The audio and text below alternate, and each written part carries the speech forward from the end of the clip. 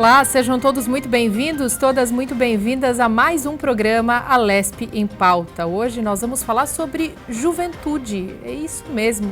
São tantos problemas, né? São tantas questões complexas que envolvem essa época pela qual grande parte de nós já passou, não é mesmo? Então vamos refletir. Para falar sobre esse assunto, tenho duas convidadas especiais hoje. Presencialmente aqui comigo, a doutora Sônia Palma, psiquiatra, e de forma remota também nos acompanha a Andréa Ladislau, doutora em psicanálise. Muito obrigada pela presença das duas. Obrigada, eu que agradeço o convite.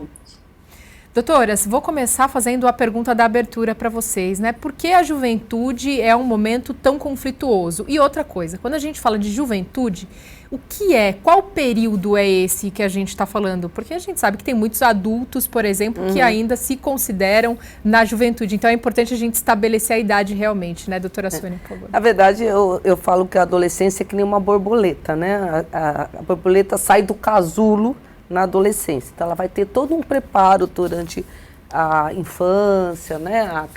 Os bebês, a infância e depois a adolescência, né? Então, a adolescência é esse rompimento desse casulo onde essa borboleta vai, então, poder voar e conquistar seus próprios espaços. Eu diria que ela é conflituosa, na verdade, ela é uma passagem, né? Tem um ritual de passagem, né? Você sai da infância, né, e onde você deixa todo aquele mundo infantil, né, das brincadeiras, tudo, e começa a se preparar para a vida adulta. Então, essa é uma transição, mas eu diria que mais que conflituosa, eu diria que é uma transição, né? Ela pode ser conflituosa em situações que tem alguns problemas, né, transtornos mentais, conflitos com família, disforia de gênero, dificuldades escolares, mas na verdade ela é uma passagem e tudo aquilo que o adolescente enfrenta o prepara para a vida adulta, né? Então, eu acho que a adolescência quando você pergunta o que é adolescência, nós temos vários critérios. O que a gente utiliza mais no Brasil é a partir dos 12 anos começa a adolescência. Agora, o término, como você colocou, Mari, depende. Tem adolescentes de 50 anos.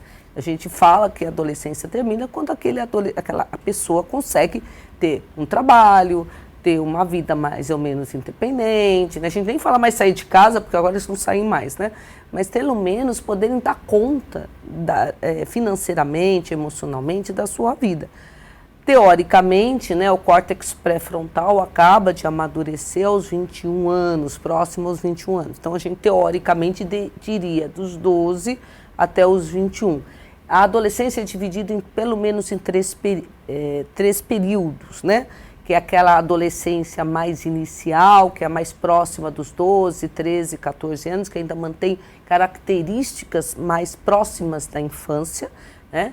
A intermediária, aí, 14, 15, 16, onde é a aborrecência, como a colega até estava comentando, que é exatamente onde ele precisa fazer alguns rituais de passagem. Então, muitas vezes a oposição é uma maneira do crescimento dele, dentro de alguns limites, ela é importante, né? Ela tem que se opor, ela tem que ter energia, ela tem que arriscar, ela tem que ser impulsiva, senão eles não vão conseguir chegar na vida adulta. E nós temos a adolescência terminal, que é aquela mais próxima, 17, 18 anos, onde, em geral, esses adolescentes já começam a fazer mais pazes com os pais, uma fase mais tranquila de transição, então, para a vida adulta. Perfeito. Doutora Andréa? Então, concordo com tudo que a doutora colocou, e a adolescência é isso mesmo, né? Normalmente é aquela fase em que os pais, quando está aproximando o momento da adolescência, eles já começam a se sentir angustiados e inseguros. E começam a pensar, está chegando a adolescência, está chegando o momento mais difícil de lidar com os meus filhos, com o meu filho, é o momento que vai dar trabalho. Por quê? Porque a adolescência é exatamente isso, é a ruptura do período da infância. É quando esse indivíduo começa, inclusive, a vivenciar o famoso luto da infância. Ele começa a romper com a perda do corpo infantil, até porque aí dentro tem a puberdade, né? Começa a experimentar essa transformação do corpo. Então ele começa a romper com esse corpo infantil e construir o manejo das suas próprias ideias. Por isso que muitas vezes fala-se assim, mas adolescente é aquela fase que eles acham que eles são donos do mundo, que eles sabem tudo. Por quê? Porque ele está construindo a autoconfiança para o manejo da sua própria vida, a partir das ideias, poucas ideias que ele vai desenvolvendo ali, e da experiência que ele tem ao longo desse período aí, desse pouco período de vida. Então é um período desafiador, sim, é um período que ele começa a perder a confiança e ao mesmo tempo resgatar a sua própria autoconfiança. Ele perde um pouco essa confiança dos pais, dessa construção que naquele momento os pais eram os únicos modelos que ele espelhava, né, os famosos super-heróis. Só que ele começa a conviver com outras pessoas, e aí ele começa a entender como que é essa convivência, como que eu vou interagir. Também é um período em que esse indivíduo aumenta nele a necessidade do pertencimento. Pertencer a algum grupo, fazer parte de algum grupo. E ele precisa disso, ele precisa pertencer a algum grupo, para não se sentir excluído, para se sentir acolhido de alguma maneira, dentro de uma característica que ele tenha escolhido. Então é um momento de grandes desafios, porque ele está experimentando tudo isso, todas essas sensações e essa transformação da vida.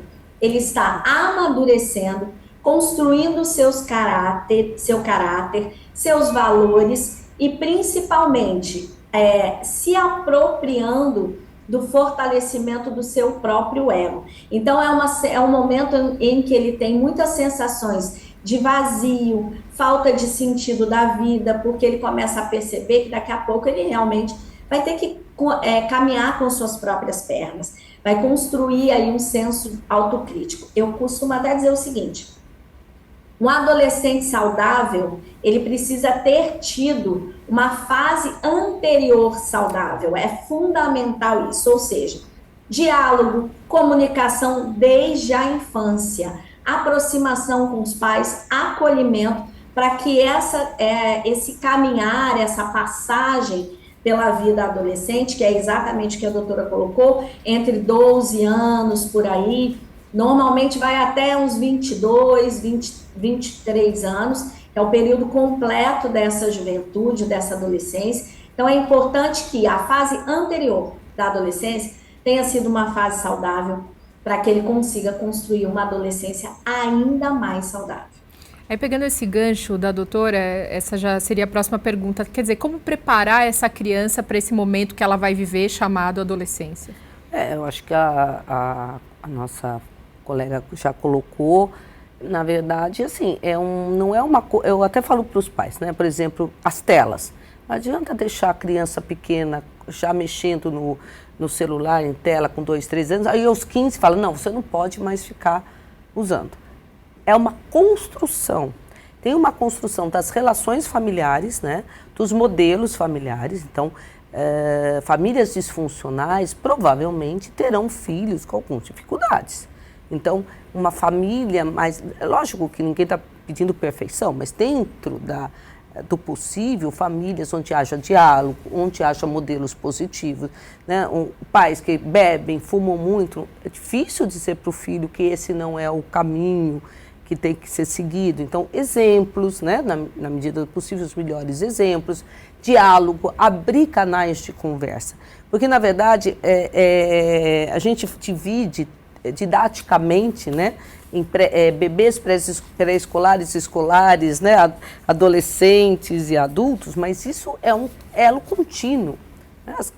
Não quer dizer também, até depois o que você acha, mas às vezes você tem problemas na infância que podem ser resgatados no início da adolescência, com terapia, com orientação de pais, com mudanças de hábitos familiares. Então, não está tudo perdido, mas o ideal seria que houvesse uma construção, porque você vai acumulando experiência, acumulando vivências, e essas vão sendo, então, ao longo da adolescência trabalhada. Se você tem uma base boa, você terá mais facilidade para isso.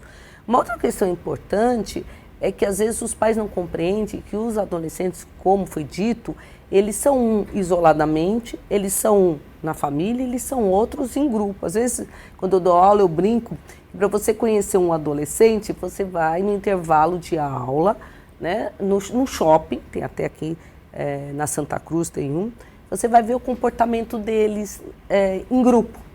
Gritam, falam alto, empurram, né, são escandalosos. E quanto muitas vezes você vai encontrar esse adolescente em outro momento, ele é quieto, né, gosta mais de ficar no quarto. Então, é isso, eles vão experimentando situações em que eles vão, então, construindo o que ela colocou da personalidade, vão construir um modo como ele vai se relacionar no mundo, e a partir daí ele vai também aprender a se relacionar com um namorado, uma namorada, um chefe, né, um patrão e aí em diante, né? Então, esse acúmulo de experiências boas é muito importante. Doutora André? É isso mesmo, concordo plenamente. É um momento, né, de expansão da consciência desse indivíduo, onde ele vai aprender a desenvolver o seu senso de justiça, seu senso crítico, e que é muito importante isso. E além disso, ele vai experimentar muitas sensações, muitos sentimentos, as frustrações. Ele começa a construir também a sua autoestima. Por isso que é muito importante imputar nesse adolescente, através do diálogo, das conversas e do acolhimento, principalmente a segurança. Ele precisa se sentir seguro para que a partir daí ele tenha, inclusive, essas relações mais saudáveis. Eu acho que um dos grandes desafios dos adolescentes na atualidade é aprender a lidar com os nãos. Eles têm muitas dificuldades. Primeiro, aprender a dizer não. Segundo, aprender a se expressar. E, em terceiro lugar, aprender a lidar com o não. Com o não que ele vai receber ao longo da vida. Vai entender que isso pode, aquilo não pode, isso é de uma maneira, aquilo é de outra maneira. Onde estão os meus limites? Quais são os meus limites? Quais os limites do outro? Então, tudo isso começa a ser desenvolvido e experienciado por esse indivíduo nessa fase de adolescência. É a fase que ele está crescendo, amadurecendo, como eu falei, expandindo a sua consciência, e precisa ter o apoio, precisa ter os pais sim por perto, precisa ter uma abertura de diálogo, como eu falei, que isso é fundamental, principalmente nesse momento de avanço tecnológico, onde eles têm uma enxurrada de informações a cada segundo, né? Eles têm acesso a tudo, podem obter um consumo gigantesco de diversas informações, mas estão também muito relacionados, como a doutora colocou muito bem, estão muito voltados para as telas, para o tecnológico, para a internet, onde ele vai se espelhar na vida de outras pessoas, vai entender que muitas vezes a grama do vizinho, ele precisa entender, na verdade, que a grama do vizinho nem sempre é tão verdinha como a gente pensa, e aprender a lidar com as suas frustrações. Eu não sou aquela pessoa, eu não tenho aquela vida, eu tenho que compreender a minha realidade, aprender quais são as minhas forças, quais são as minhas fraquezas, quais são os meus limites, para conseguir diminuir o máximo que ele puder as angústias e as frustrações. Senão vai se retrair, vai se isolar e vai ter muita dificuldade nas suas relações íntimas, nas relações familiares, nas relações pessoais e na própria construção dos seus desejos e metas para o futuro. E aí, doutora Sônia, quando a gente fala de frustração e jovens ou adolescentes, não tem como a gente deixar de falar tecnologia, como a doutora Andréa trouxe, e o tempo de uso de tela, que inclusive foram coisas que a gente conversou aqui nos bastidores, né? Como essas 2 ou 3 coisas estão diretamente ligadas? Na verdade, como nós já falamos até agora, até chegar à adolescência você tem todo um processo. Então, a questão da tela é a questão de... Pela a Sociedade Brasileira de Pediatria, até 2 anos as crianças não teriam que ter acesso a nenhum tipo de tela. Depois disso, 2 horas, fora de semana de prova não teria. Agora, isso é muito difícil na prática. Mas isso mostra o quanto é importante que precocemente essas crianças não tenham acesso. Porque a gente não temos muita garantia do que ela acessa. Né? Se você olhar, às vezes, uma criança de 2, 3 anos, ela está com o dedinho lá mexendo no tablet, pode acessar coisas, provavelmente, que ela não tenha maturidade para poder entender. Então, o que eu coloco para os pais, porque como eu sou psiquiatra infantil, eu trato de bebês até a adolescência, o que eu falo para os pais é que os pais têm que restringir, têm que monitorar sim, porque tem uma questão de invasão, de privacidade. Só que assim, a gente sabe que hoje tem meninas se relacionando com meninos que não são meninos. São homens, são pedófilos, são outras pessoas, né, que não são exatamente aquilo que eles dizem que estão na tela. Então, precisa sim.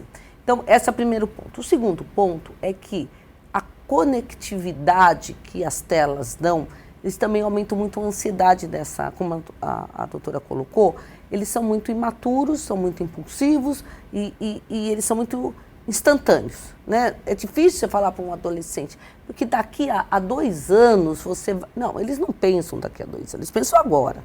Então, eles querem respostas rápidas. Então, eles se envolvem em muitas situações, né, nas redes sociais que eles não dão conta. Cyberbullying, nudez, né?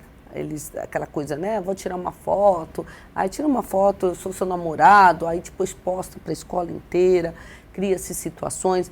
Uma coisa que tem acontecido muito, eu brigo com você na escola, eu excluo você do meu grupo de WhatsApp. Isso para as crianças, até para a gente, mas para os adolescentes, isso tem um peso muito grande, de exclusão, de não ser aceito, né? Xingamentos pelo WhatsApp, eu canso de receber essas queixas. Então, eles não estão preparados, eles vão se preparando ao longo do tempo.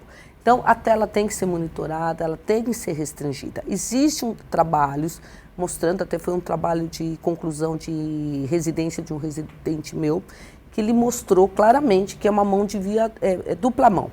Né? O excesso de tela pode levar à ansiedade e à depressão, e a ansiedade e a depressão pode levar a aumento de tela. Né? Pelo isolamento da depressão, eu aumento o tempo de tela.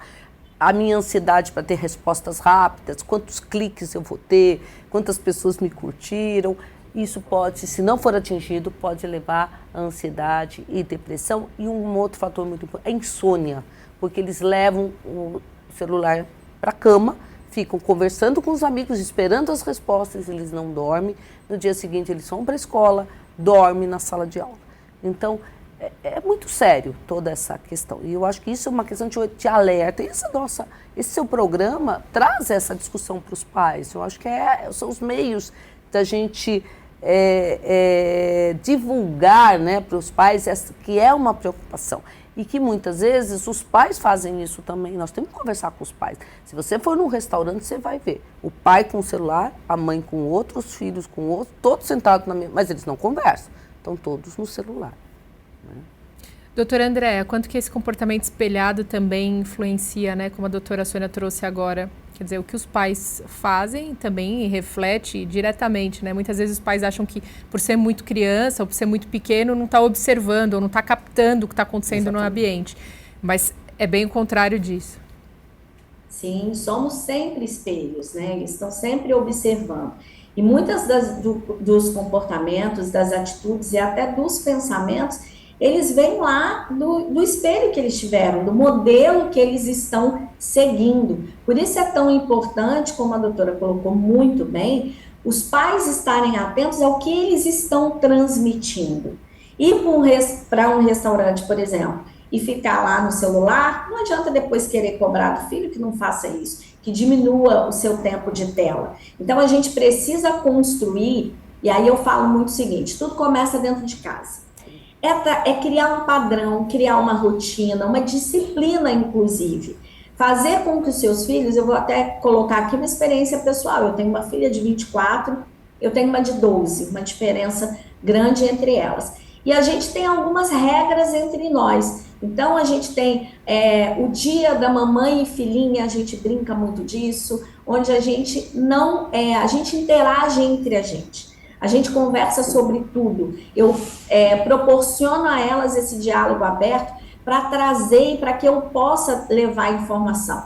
A gente tem o dia do cinema, que é o dia que saímos nós três para poder ver filmes, cada semana a escolha de uma. Tem livros que a gente compartilha entre nós. Então, tudo isso são meios que os pais podem introduzir para começar a diminuir um pouco esse consumo de tela, essa interação tão grande no tecnológico, que ajuda. Claro, a gente não pode falar que a tecnologia não nos ajudou em nada, muito pelo contrário, ajuda muito, aproxima muito, mas também afasta bastante. E esse consumo exagerado é aquela velha história, como Freud sempre colocou, todo excesso reflete uma falta.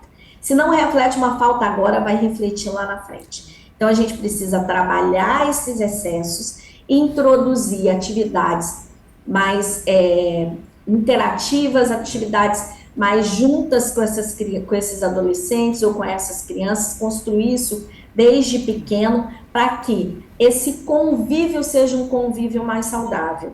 Sentar numa praça para conversar com um colega, ou brincar com um colega, trocar sem o uso muito aí dessa tecnologia, é fundamental para desenvolver vocabulário, para desenvolver o senso crítico, para elevar a autoestima, para se sentir pertencente. Então, tudo isso faz uma diferença muito grande nessa construção de consciência que eu falei e na própria construção da autoestima. E aí, doutora Sônia, olha só, eu tenho um dado aqui de que 8 a cada 10 brasileiros de 15 a 29 anos apresentaram recentemente algum tipo de problema de saúde mental. E aí é o que vocês vinham falando da depressão, do bullying, quanto tá tudo ligado, né? Uhum. Por que esses números têm aumentado entre os jovens, doutora? Eu acho que é uma somatória de fatores, não tem um fator único.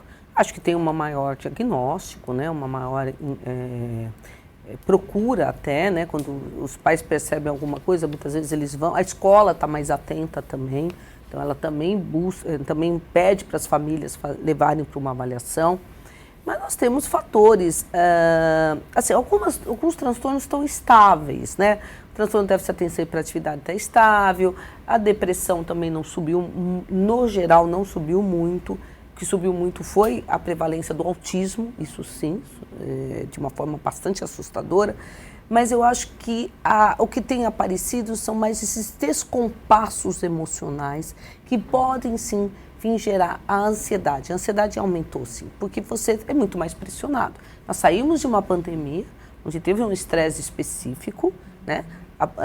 Isolamento, mortes, não pôde...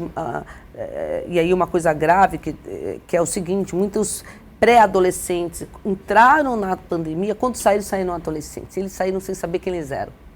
Porque a adolescência é uma construção com outras pessoas, com outros adolescentes. Então isso aumentou a ansiedade, aumentou a angústia, e isso pode gerar naquelas pessoas que têm mais tendência a depressão, isolamento. Então é um fator, acho que teve a pandemia, eu acho que tem a própria pressão do que nós falamos até agora, da questão da tecnologia, né, da internet, das redes sociais, né, tudo isso junto.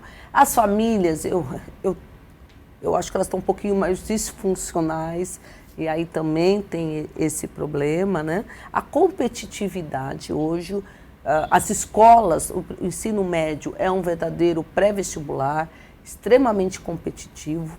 Então, eu acho que é uma somatória de tudo isso. E também maior reconhecimento dos transtornos mentais, né? Isso é uma coisa importante. Se você pensar que até 1930 se dizia que crianças e adolescentes não tinham depressão, isso não existiria, né? É o que eu falo sempre.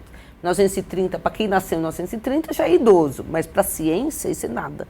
Então, há muito pouco tempo a gente reconhece que as crianças e adolescentes possam sofrer de transtornos mentais graves. Isso é muito recente, né? Isso também contribui por esse aumento, talvez, desse olhar para essa população. Doutora Andréa? Concordo. Acho que também tem um pouco a ver com essa questão, a ansiedade que esses jovens têm em ter as respostas muito rápidas. Porque da mesma maneira que eles têm informações em excesso, essa enxurrada de informações a cada segundo, eles querem ter respostas rápidas para o que eles estão sentindo, para identificar essa confusão emocional, sentimental, porque muitas vezes eles têm dificuldade de nomear os sentimentos. Nós temos, né, enquanto adultos, ainda temos um pouco de dificuldade, às vezes a gente se sente um pouco perdido, e essa fase da adolescência e da juventude, isso é muito mais exacerbado. Eles sentem muitas vezes essa situação que é falta do sentido da vida. Tentar compreender o que eles querem, onde que eles querem chegar, muitas vezes isso gera essa angústia, essa frustração, essa insegurança, e aí acaba aumentando essa ansiedade. Ansiedade por ter esse retorno rápido do porquê eu estou sentindo isso, por que eu estou sentindo aquilo, por que isso está me incomodando.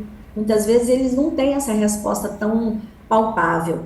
Isso vai aumentando essa frustração. Uma outra tendência que eu vejo hoje em relação à saúde mental dos jovens é essa necessidade de isolamento. Muitos, por não conseguirem, não saberem gerenciar suas emoções, falar o que estão sentindo, ou não terem abertura, porque a família às vezes não dá essa abertura, a família tem dificuldade, é uma família que está muito mais voltada para o dia a dia, e aí eles não têm uma interação boa, esse jovem acaba se isolando. Quando eu me isolo, tenho dificuldade de falar, não expresso o que eu estou sentindo, as coisas vão acumulando. E esse acumular é que faz como se fosse uma erupção aí nos sentimentos, e aí jorra no outro as suas incompletudes, jorra no outro as suas dúvidas, o seu mal-estar, não consegue gerenciar tudo isso, e aí vão se sentindo cada vez mais acumulados de emoções e sentimentos, e acabam muitas vezes até buscando o acompanhamento psicoterápico para exatamente entender o que estão sentindo, e isso é fundamental mesmo, buscar esse entendimento para conseguir ter relações mais saudáveis e, mais do que isso, conhecer-se, se autoconhecer. O autoconhecimento é fundamental para que ele consiga, a partir dali, trabalhar melhor suas emoções, entender o outro e compreender qual é o seu papel nesse universo todo. Eu podia... Claro. O que você falou me fez pensar que eles podem procurar um tratamento. Tal. Isso, ok, mas eu fico muito preocupada que eu trabalho, né, numa região muito pobre. O que eu vejo é a juventude se identificando com a questão do tráfico, do poder do tráfico. As meninas de classe média indo para o tráfico, ser esposa, namorada do chefão. Isso tem um glamour que a gente também tem que ter muito glamour, que às vezes a própria contexto, né, coloca, não é glamour nenhum, só estou dizendo que elas pensam isso. Então a saída para o grupo das drogas, da questão da marginalidade, até da própria classe média, às vezes me preocupa bastante. Então, quando eles ainda vão procurar terapia, tratamento, eu fico feliz. O duro é quando eles vão achar o grupo, que é um grupo onde muitas vezes até não tem a mesma classe social. Eu tenho muitas meninas, adolescentes, classe média baixa, média, que acham muito interessante serem as meninas do tráfico. Né? Então, isso é uma outra realidade que a gente não pode esquecer. Nós temos culturalmente as questões do funk, eu acho que é uma expressão cultural, uma expressão da nossa população, né? Isso não é uma questão, mas muitas vezes isso também leva, em algumas situações, essas meninas, principalmente as meninas e os meninos, para uma situação, às vezes, mais complicada. Se elas não tiverem esse entendimento, se eles não tiverem esse apoio familiar, porque eles buscam um grupo. Né? Então, é muito importante isso que foi colocado, que eles busquem a terapia, o tratamento, a autocompreensão, o esporte. Eu incentivo muito os adolescentes ao esporte. né? Eles vão aprender regra, vão aprender senso de justiça, autocontrole, atenção, né? Então, talvez o mecanismo seja tirar esses meninos dessa outro grupo e levar para o esporte, levar para o circo escola, levar para outras atividades. Né? Perfeito, é uma realidade que existe, sim, infelizmente, no nosso estado e no nosso país também. Doutoras, eu vou ter que fazer um rápido intervalo aqui no programa, no próximo bloco a gente volta com mais debate. Fique conosco.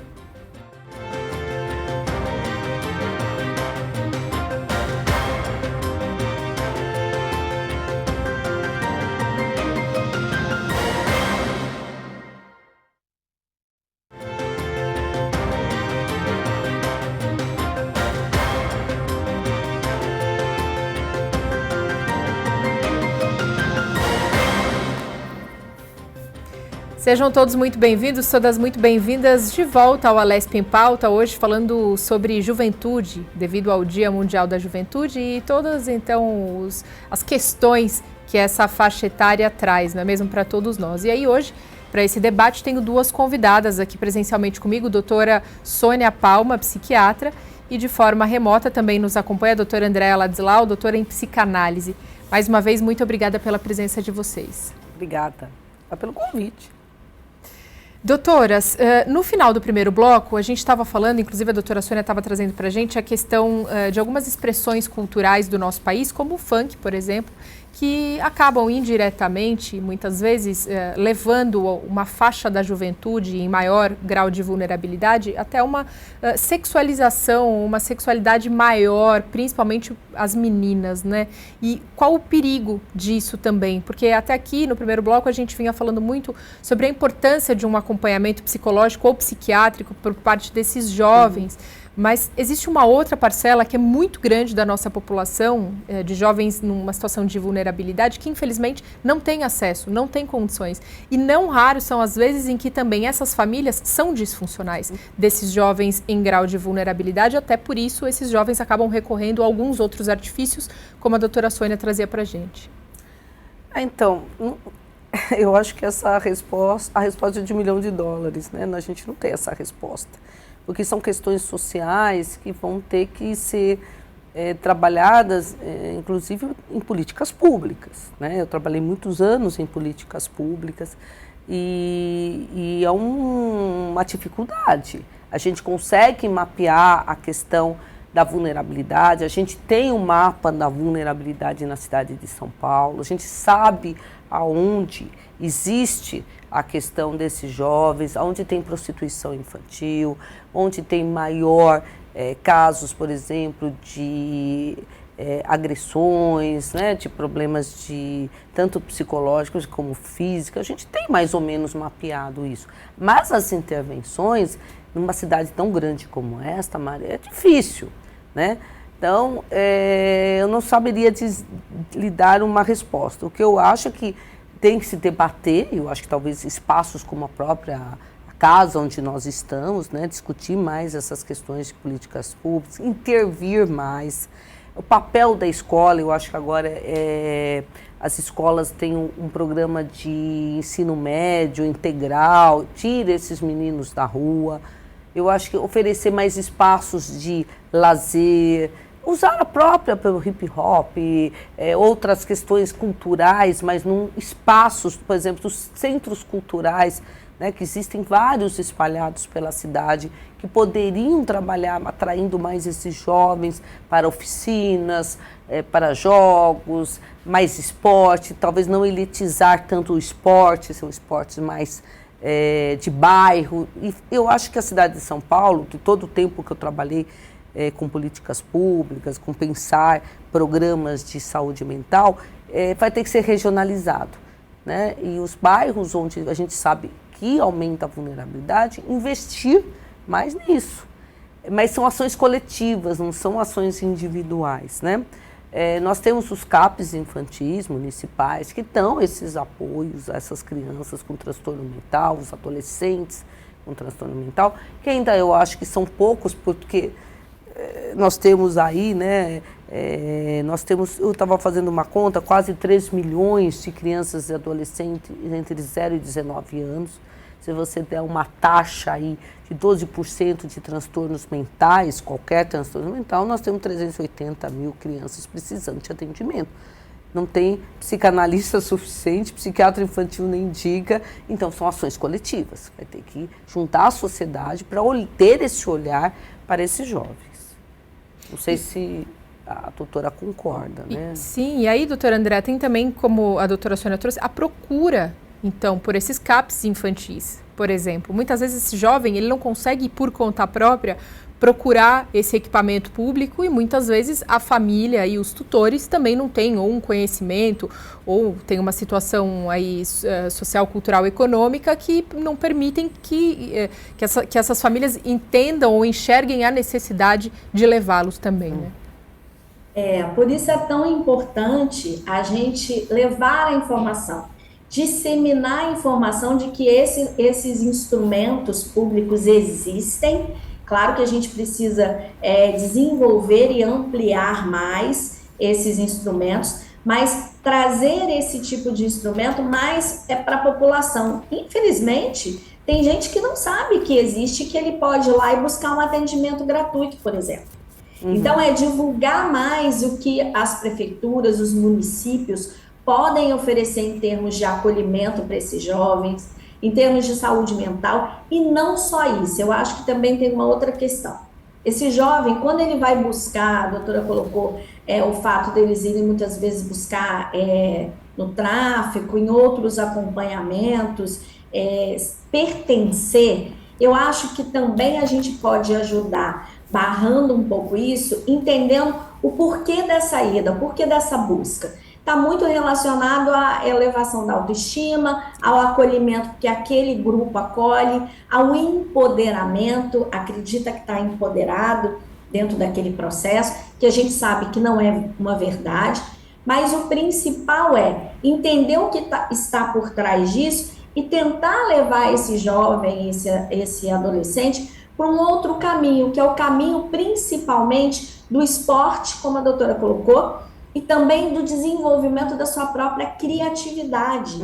Quando ele se sente pertencente, empoderado, porque ele está desenvolvendo algo, ele está criando, ele está colocando para fora, expressando uma criação dele, expressando ideias, conseguindo, seja lá como for, seja em produções culturais, seja em escrita, não importa, mas no canto, na fala, quando ele consegue colocar isso para fora, ele encontra locais que permite com que ele se expresse culturalmente ou não, esse jovem vai mudar um pouco o foco. Sim. E aí ele vai entrar num processo um pouco mais equilibrado e um pouco mais saudável. Então, eu acho que a gente tem que, sim, divulgar mais, informar mais sobre os acolhimentos e os CAPs, a saúde mental, todos os processos que possam ajudar esse jovem, tanto se desenvolver intelectualmente quanto emocionalmente, e também provocar e promover cada vez mais instrumentos culturais, de que ele possa se sentir agregado àquele processo e contribuindo. Eu faço parte, eu tenho um papel aqui. Isso é muito importante porque vai empoderar ele de uma forma positiva. Nós começamos esse bloco falando sobre a sexualidade dos jovens. E aí, doutora, eu acho importante a gente falar também sobre esse entendimento, principalmente hoje em dia, do gênero, então, desse jovem, que muitas vezes acredito que possa vir até um pouco antes, né, desses 12, 13 anos, ou Sim. os primeiros sintomas, os primeiros sinais, Sim. pelo menos, né? E também essa definição, né, ou essa questão da demonstração da opção sexual também, porque aí a gente tem duas coisas diferentes, que é a identificação de gênero e a identificação de opção sexual. Sim. Na verdade, eu até tinha falado, né, que a própria pandemia trouxe muito isso, né, porque os adolescentes entraram de um jeito e quando voltaram para a escola, muitos deles já não se identificavam com o próprio gênero. Isso causou um reboliço na escola. Fui chamada na escola algumas vezes, porque os professores não sabiam como lidar. Não, mas ele era um menino, agora ele diz que é uma menina, 3 anos atrás. As escolas ficaram totalmente perdidas em relação a isso também, os pais ficaram perdidos. Eu acho que tem que escutar, né, esses pais e essas crianças, escutar as crianças. Crianças muito pequenas, elas podem transitar, né? Ah, sou menino, eu gosto de brincar, sou menino, mas gosto de brincar com uma boneca, sou menino, mas eu sou uma menina, mas eu gosto de brincar com um carrinho. Eu acho que depende um pouco também como os pais encaram isso, né? Se eles começarem a ficar muito... Menino não brinca de boneca, menina não brinca de carrinho, começarem a colocar as suas próprias questões, isso pode, primeiro, uma criança que não teria nenhuma questão pode levantar essa questão já da sexualidade, ou aqueles que já têm uma dificuldade de identificação, acirrar, né? Não se sentir que não estão conseguindo ser o desejo do pai, né? Dos pais, e aí também ter problema. E a fase da adolescência, né? Eu com 11 anos, os meninos e meninas chegam no consultório, são pansexuais. Né? Na hora que você vai perguntar, mas tudo bem, o que é ser pansexual? Não sabem. Eles ouviram dizer, eles acharam que é bonito, ou que eles vão se identificar num grupo, como a gente tem colocado até agora. Então, é muito importante também escutar o que eles querem dizer com aquilo. Né? Porque, às vezes, nem eles estão ainda preparados para entender a sua própria futuras opções sexuais. Então, eu acho assim, a questão da disforia de gênero já é um pouco mais séria, quando todo esse quadro vai levar, então, a um sofrimento. Né? Se eu tenho um sofrimento, então tenho pacientes, meninas que querem tirar as mamas, escondem a mama, apertam para não aparecer, né? Os meninos em casa querem usar roupa feminina, a família não deixa, aí na rua. Então, assim, eu acho que precisa escutar e precisa orientar. E na disforia de gênero, talvez precise de uma ajuda real, talvez não, precisa de uma ajuda psicológica. Para que você, não é para mudar a opinião ou a questão, é para ajudá-los a passar junto com a adolescência mais uma etapa, que é a questão da própria sexualidade. Né? E eu acho que as escolas estão um pouco preparadas ainda, melhoraram muito, mas estão um pouco preparadas.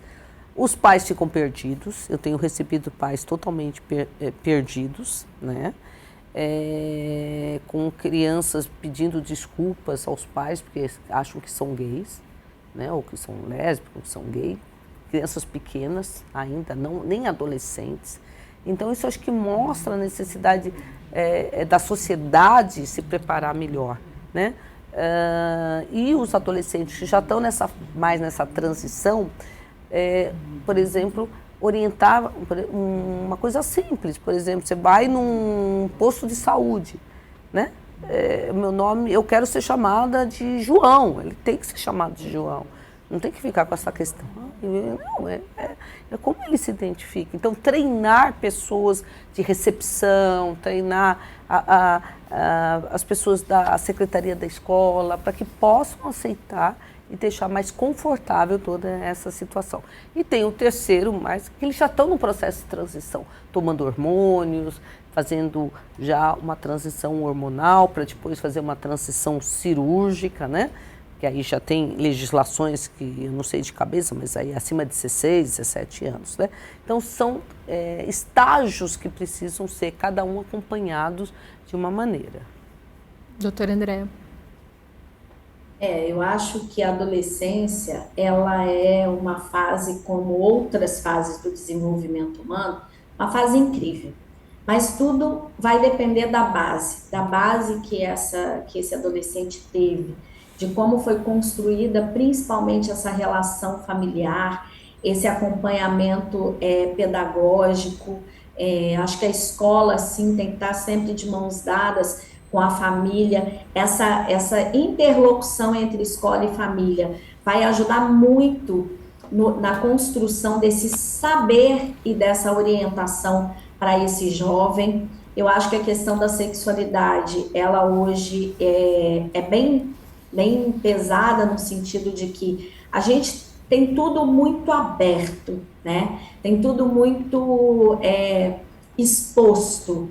E eu tenho recebido, inclusive, eu acho que tem muito também uma questão de modinha, porque eu tenho recebido muito no consultório adolescentes que chegam e falam assim: ah, eu decidi que eu quero ser lésbica. Ah, mas por que você decidiu? Porque todas as minhas amigas da escola são lésbicas. Muitas vezes eles não sabem, não têm nem esse entendimento, mas vai porque estão acompanhando um grupo.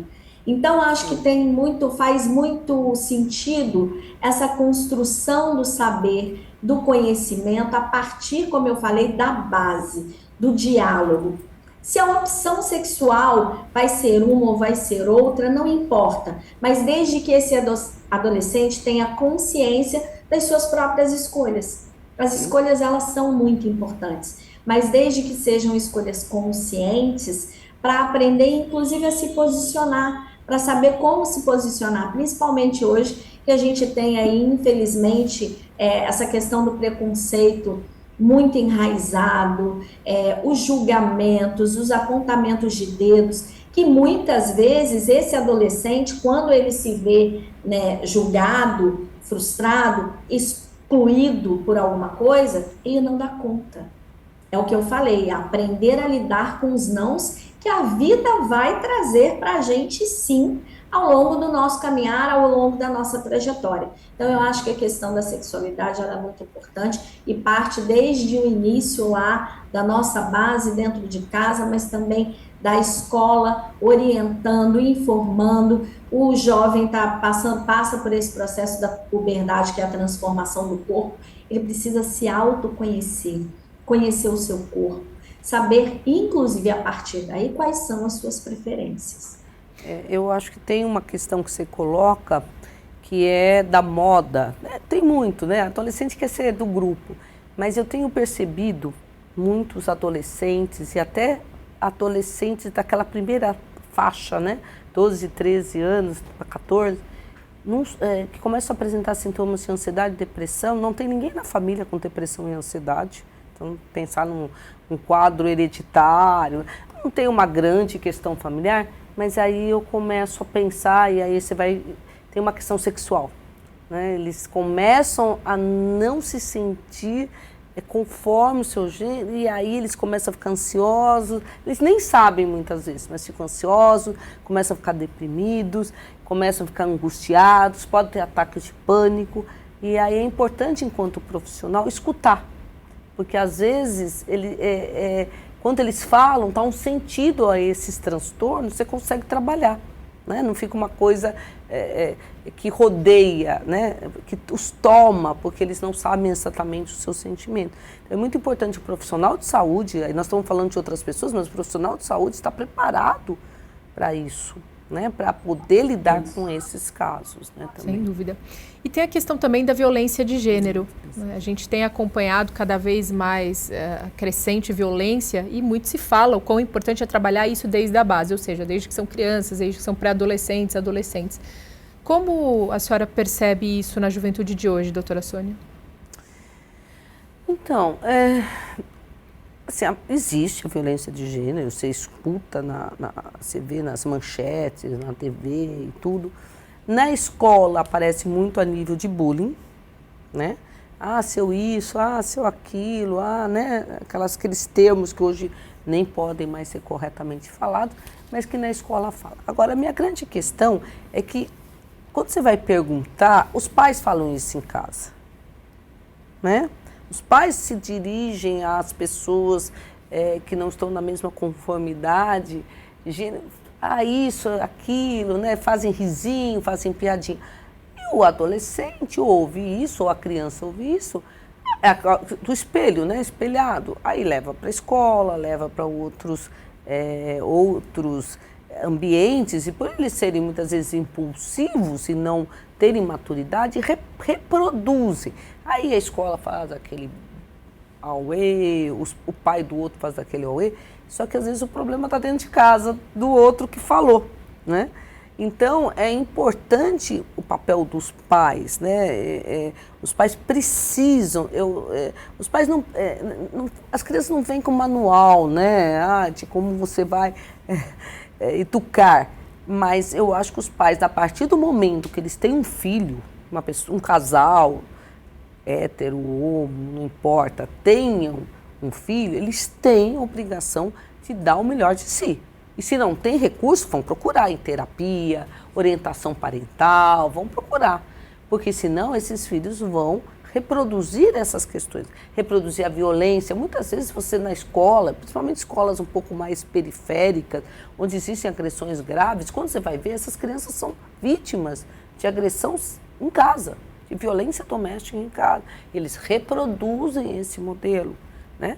Então, é muito importante, eu acho que, de novo, eu falo o papel da sociedade, incluindo escola, incluindo, né, as próprias pessoas. Não ter medo, muitas vezes eu percebo que as escolas, os serviços de saúde, eles têm medo de denunciar algumas violências, mas tem que fazer essa denúncia, pode ser anônima, não precisa ser uma denúncia nominal, né? Mas é importante que a sociedade também se posicione enquanto sociedade. Doutora Andréa. Eu acrescento também uma outra questão, que muitas vezes esse adolescente, esse jovem, traz para dentro de casa dúvidas em relação a gênero, em relação a essas questões, e os pais, por terem dificuldade de lidar com isso, ou porque não querem abrir esse diálogo, eles simplesmente se calam e não permitem que essa pauta venha à tona, não discutem, não buscam informações para ajudar o filho, para construir uma rede de informação adequada, e aí simplesmente se calam. O que vai acontecer? Esse adolescente vai buscar informações em outros lugares, vai buscar da forma que ele entende, vai construir isso da maneira que ele entende, e muitas vezes é uma maneira, inclusive, errada. Pode entrar num processo aí, sim, de bullying, ou ele praticar o bullying, ou se ele está passando por uma situação, ele sofreu o bullying, se calar, por quê? Porque ele não encontrou dentro de casa o acolhimento necessário para conseguir trabalhar essas questões, e aí isso vai se transformando em acúmulos, como eu falei no início, acúmulos de emoções, acúmulos de sentimentos, que vão gerar várias questões aí e podem, inclusive, serem carregadas para a vida adulta de forma desastrosa. Então, eu acho que os pais, quando têm dificuldade em um determinado assunto, não bloqueiem a fala do filho, não bloqueiem o que eles estão trazendo, busque informação e abre o diálogo. Permita que esse diálogo aconteça, porque é muito importante, senão a coisa vai construindo de uma maneira errada. Muito bem. Doutoras, antes da gente finalizar, eu gostaria de trazer aqui uma lei estadual, a Lei 16.778 de 2018, que institui, então, o Conselho Estadual da Juventude, que é justamente foi criado para pensar essas políticas públicas, fazer levantamentos, pesquisas, estudos. E aí, por diversas vezes aqui, apareceu essa necessidade de políticas públicas, a doutora Sônia trouxe, a doutora Andréa também. E eu gostaria uma fala final das senhoras com relação a isso, a políticas públicas cada vez mais voltadas para os jovens. De novo, é uma situação bastante complexa. Eu acho interessante essa lei, porque ela vai poder trazer visibilidade ao assunto. Existem os observatórios, né, que vão mapear algumas questões.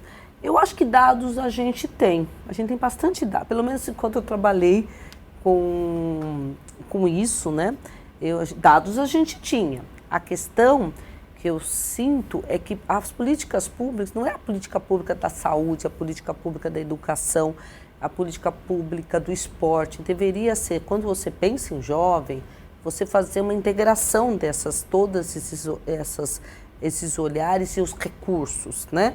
Então, a saúde, a educação, o esporte, por exemplo, estarem juntos, porque aí que você fala de construir equipamentos, otimizar equipamentos que já existem na comunidade e atrair esses jovens.